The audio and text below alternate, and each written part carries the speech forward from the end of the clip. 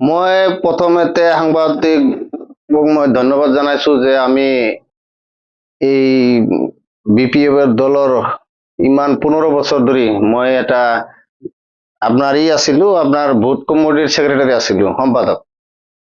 গতিকে মই ইমান দিন বিপিএফ কৰি আহি আপোনালোকে নিজে নিউজ কৰিছিল। ইয়াৰ আগতে এটা নিউজ আপোনালোকে বনাইছিল বা ৰাইজে শুনা পাইছিল যে মই ইফালে 800 মিটাৰ জায়গা আৰু ইফালে 1 কিলোমিটাৰ জায়গা মই ৰিফাৰিং কাম কৰি দিছিল মই বিপিএফ চৰকাৰ অহাৰ আগতে।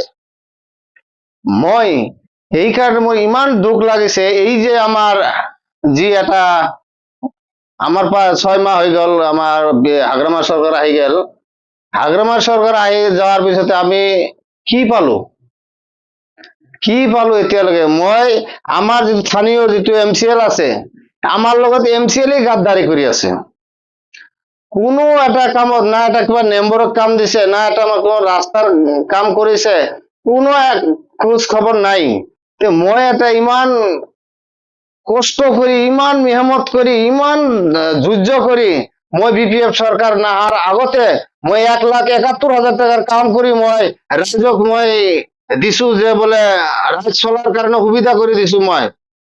কিন্তু ইমান নিউজ আজি এটা নহয়, দুটা নহয়, 3টা নিউজ 4টা নিউজ হৈ গেছে, কিন্তু এতিয়ালৈকে আমাৰ যিটো স্থানীয় MCL আছে খলিলুর রহমান, এই খলিলুর রহমানে কি করছে, এইটো আপোনালোকে দেখা পাব, এই ব্যানারটো যে আছে, ওই কিমান মেহনত কৰি এই ঘৰটোতে আজি কিমান, আজি 10 বছৰ ধৰি আজি খালি মিটিং কৰি মই আজি ভিকাৰী অৱস্থা হৈ গৈছো। মই এতিয়া তাৰমানে এনাহান আবেগিক হৈ গৈছো। মই এতিয়া য'ত মিটিং হয়, য'ত যি হয়, হাগ্ৰামা য'ত মিটিং হয়, তাতে আমাক প্ৰাইমাৰী পৰা আমাক জনায় যে বোলে অমুক জায়গাত মিটিং হ'ব, যে আপোনালোকে মানুহ লৈ আহক, 10 গাড়ী 15 গাড়ী।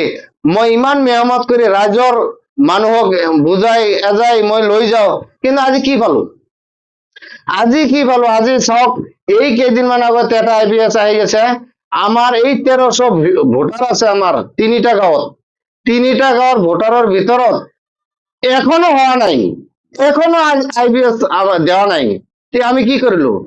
আমি এখন IBS যদি দিলা হয় আমাৰ 3টা গাঁৱত, আমি ইমান বিপিএফৰ কাম কৰাৰ, ইমান বিপিএফত আমি মেহনত কৰি আছো, ইমান এটা কষ্ট কৰি আছো, কিন্তু আমাৰ কাৰণে কিয় নাই, জাগা নাই, না এটা কিবা ৰাস্তাৰ কাম দেখাব পালো, না এটা কিবা ৰাইজৰ উন্নতি কৰিব পালো। একদম কি কম আৰু আপোনাৰ যাওক। প্ৰথমে মই ইলেকশ্যনৰ আগত মই জানাইছিলো যে আমাৰ ধুপুৰী চিমলাবাৰী এটা ব্ৰিজ আছে, হাগ্ৰামা চৰকাৰ থাকাতে ব্ৰিজখন আৰম্ভ হৈছিল। যেতিয়া হাগ্ৰামা চৰকাৰ গুচি গ'ল, আমাৰ ব্ৰিজটো বন্ধ হৈ গ'ল। ব্ৰিজটোৰ কাৰণে মই ৰাইজক কথা দিছিলো, ইমান হাজাৰ মানুহৰ ভিতৰত মই কথা দিছিলো। ইয়াৰ আগতে ইলেকশ্যনৰ আগত মই মিটিঙত প্ৰতিশ্ৰুতি দিছিলো যে আমাৰ চৰকাৰ অহাৰ লগে লগে আমাৰ ব্ৰিজত ভাড়া দিব নালাগে ৰাইজৰ। আমি ৰাইজক এইটো কথা দিলো।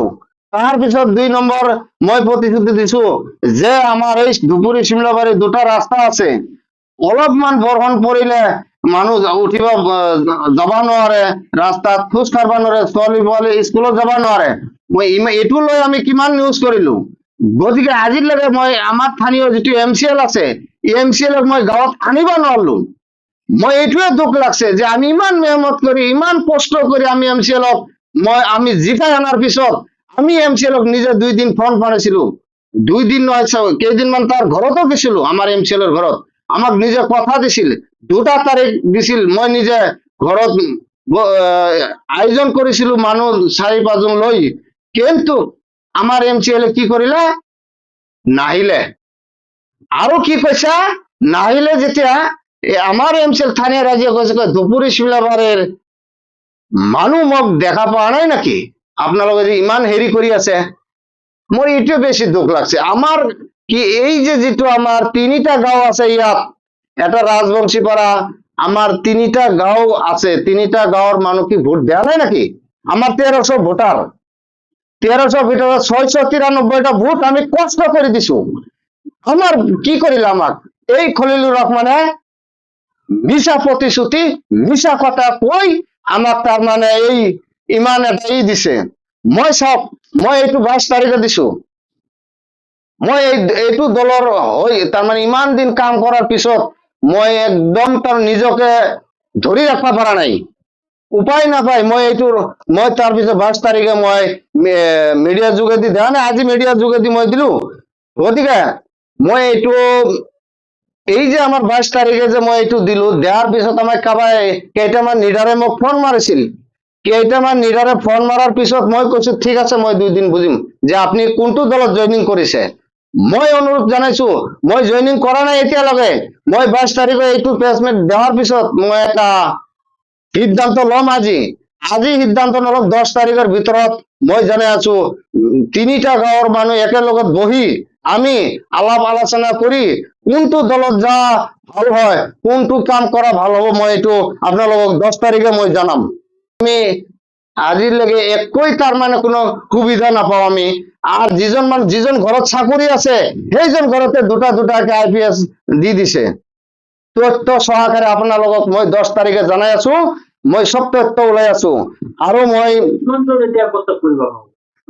1000 মানুহ মই 10 তাৰিখে 1000 মানুহ মেক্সিমাম আমি BPF-ৰ পৰা যদি আমাৰ ন্যায় বিচাৰটো যদি নাপাওঁ মই হাগ্ৰামা ছাৰক এইটোৱে জনাও যে 22 তাৰিখে মই ভোট কমিটিৰ সেক্ৰেটাৰী হৈ আজি এটা কথা মনত ৰাখিব আমাৰ যি খলিলুৰ অপমান যিটো MCL আমাৰ স্থানীয় এই যে আপোনালোকে দেখা পাই আছে ইয়াৰ মতো বাটপাৰ মানুহ এই পৃথিৱীত নাই মই কওঁ এই ইয়াৰ মতো বাটপাৰ মানুহ পৃথিৱীত নাই যেজন মানুহ তাৰ মানে ভোট লয় তাৰ পিছত কয় যে বোলে আমাক ধুবুৰী শিমলাবাৰী মানুহ দেখা পোৱা নাই নাকি কিমান লজ্জাজনক কথা কিমান তাৰ মানে দুখৰ বিষয় সব এই যিটো ঘৰটো আছে এই যে আমাৰ বেনাৰটো দেখা পাইছে ইয়াৰ এই বেনাৰটো যে দেখাইছে এইটো মই আজি 15